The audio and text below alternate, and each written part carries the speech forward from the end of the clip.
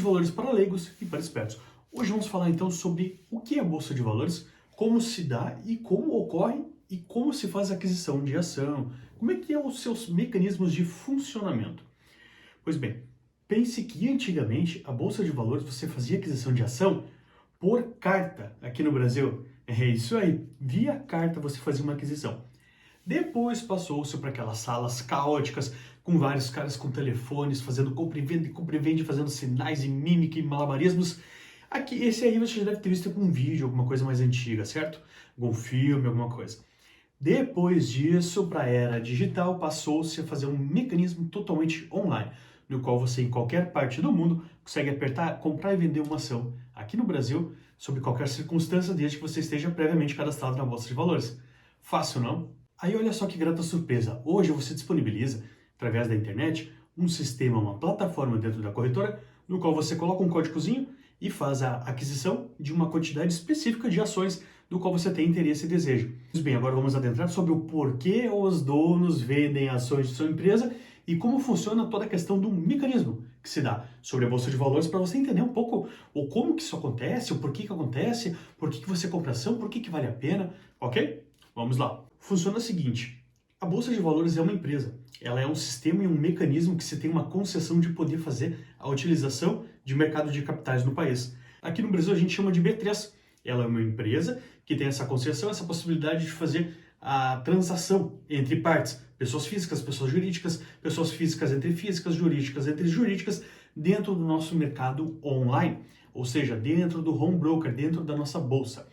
Pois bem, então, aí, para uma empresa fazer a venda, vamos supor assim, eu tenho uma empresa X que ela tem sucesso e eu tenho interesse em, fazer um empréstimo, digamos assim, de um modo que eu não tenho que como é que eu posso dizer, precisar recorrer ao sistema bancário ou alguma coisa do gênero, pois tradicionalmente as empresas já foram ou estão já nesse sistema, mas ela quer se capitalizar ou simplesmente é o seguinte, ela saturou, ela chegou no ápice do, digamos, de posicionamento de mercado. E aí o dono pensou o seguinte, bom, a empresa cresceu tudo aquilo que se esperava, quero vender partes dela, mas como fazer isso? Então dentro do mercado? Aí esse dono vai lá e abre um IPO. A IPO é a abertura de mercado de uma empresa dentro do mercado de capitais, que seria a Bolsa de Valores. Aí acontece o seguinte, vai ter uma data marcada e vai ser lançado geralmente com um preço a maior, ou seja, mais do que realmente vale a empresa. Pode verificar que quase todo IPO, quando abre, a ação cai 20% pelo menos, se não 30% em alguns casos.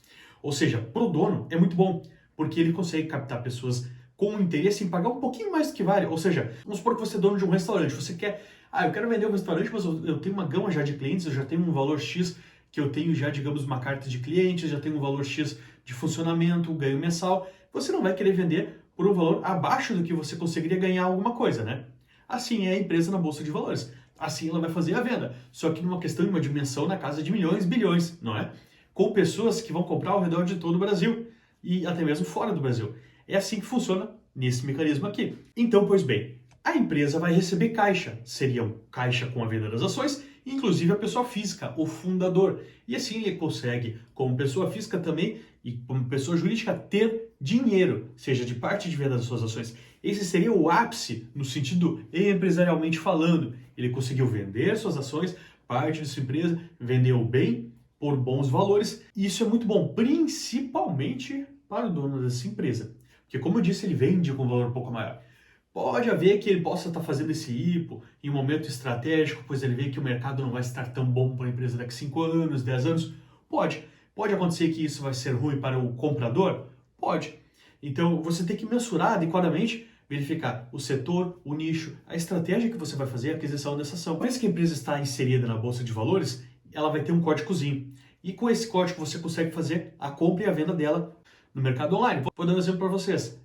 ABEV3, ABEV3, ABEV3, ações da Ambev.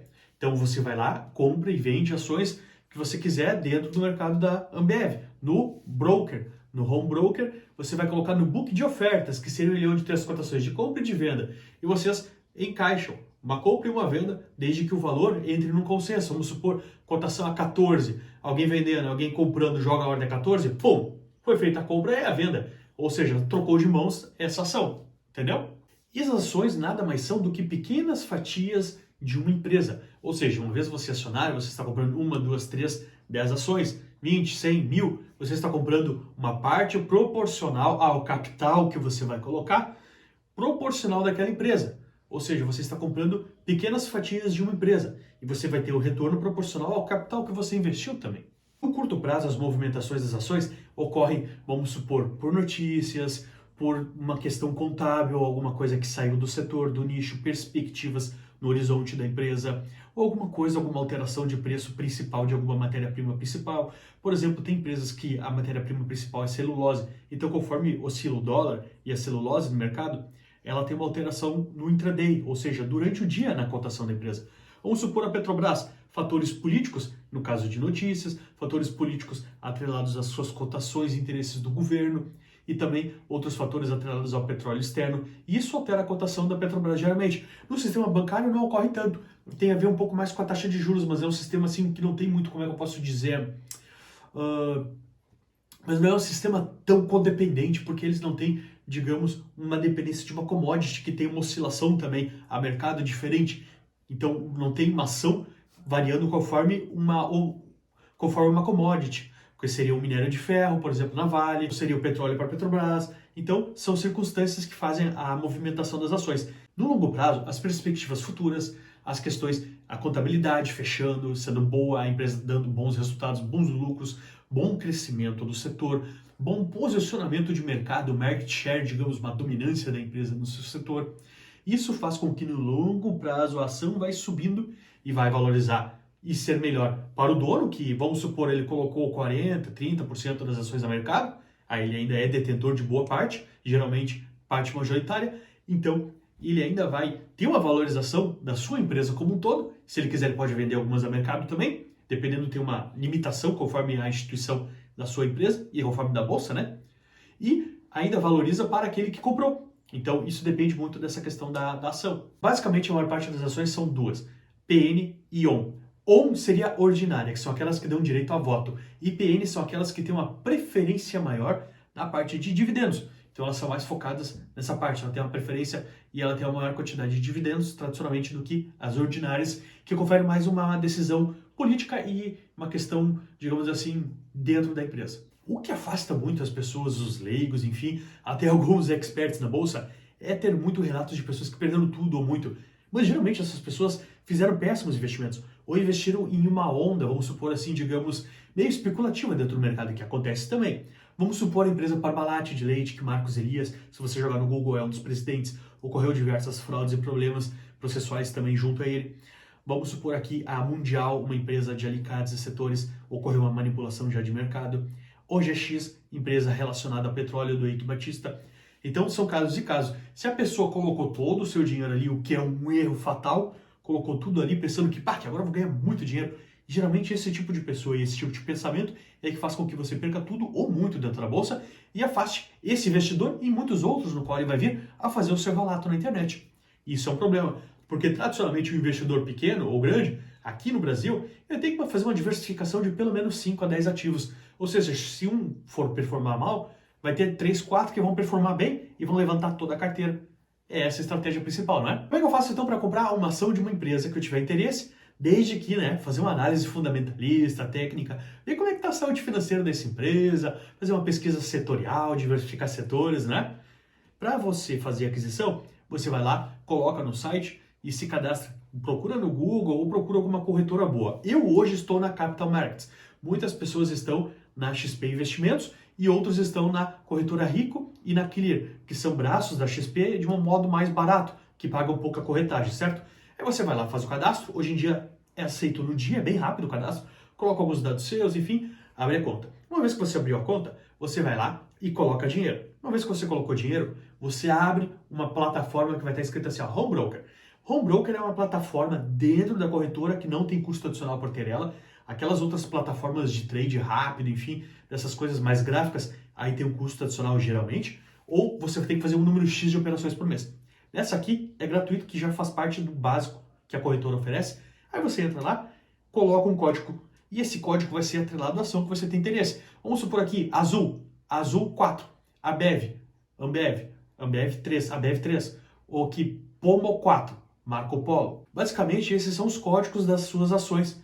Aí você vai lá e coloca esse código, coloca a quantidade e coloca comprar. Pronto, você acabou de comprar. Se a metade não for zero e você não tem muita grana, faz o seguinte, ó. Coloca o código da ação e coloca F no final, que aí você consegue comprar no fracionário.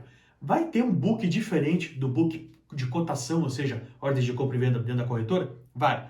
Só que ali você consegue fazer a compra sem ter que colocar um lote maior, que é o lote mínimo hoje é de 100 unidades. Se você pegar 100 unidades de uma ação grande, fica um pouco caro, pode ficar acima de R$ 1.000, um lote de 100. Agora, se você pegar no fracionário, você pode comprar uma só. No fracionário, todas as corretoras são gratuitas. No normal, algumas cobram R$ 2 a R$ 5, até mais. Então, cuidado com isso. Assim você consegue fazer a compra de uma ação, mesmo sendo leigo, mesmo não entendendo muito. Perfeito? Vai fazendo uma compra aqui, acolá, vai comprando fundos de investimentos, principalmente aqueles atrelados a tijolo. Ou seja, você está comprando uma parte de um fundo e essa parte tem de patrimônio uma empresa. Tem de patrimônio um imóvel físico, que é mais difícil quebrar do que uma empresa, não é mesmo? Pode ter vacância de aluguel, mas não é que nem a empresa que tem um risco, digamos, setorial, enfim, concorrência. Tem esses probleminhas aqui, né? Mas é isso. Agora, só resumindo, qual o risco máximo que você vai ter?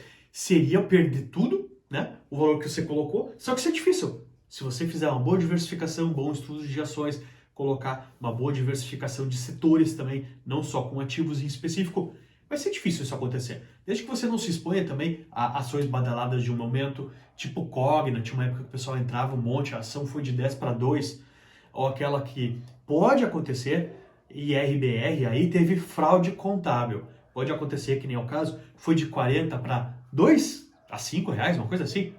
Aí não tem o que fazer, né? Por isso que tem que diversificar, que aí o lucro de outras anula o prejuízo de uma e outra, que pode vir a acontecer. Mas não existe risco judicial ou de responsabilidade. Por exemplo, a Vale do Rio Doce lá caiu barreira, enfim, aquela questão lá. Não houve e não haverá alguém investidor sendo criminalizado ou respondendo civilmente por isso. Isso fica tudo em cargo dos presidentes e dos administradores lá. Não tem esse tipo de risco judicial ou criminal para você acionista, porque até você não tem como deter aquele tipo de modo operacional errôneo por parte da empresa, né? Ou questão estratégica ou questão de descuidado, perfeito? Então é isso, estou encerrando aqui. Curta esse vídeo, faça um comentáriozinho para o YouTube entender que é relevante. Eu agradeço e se inscreva no canal.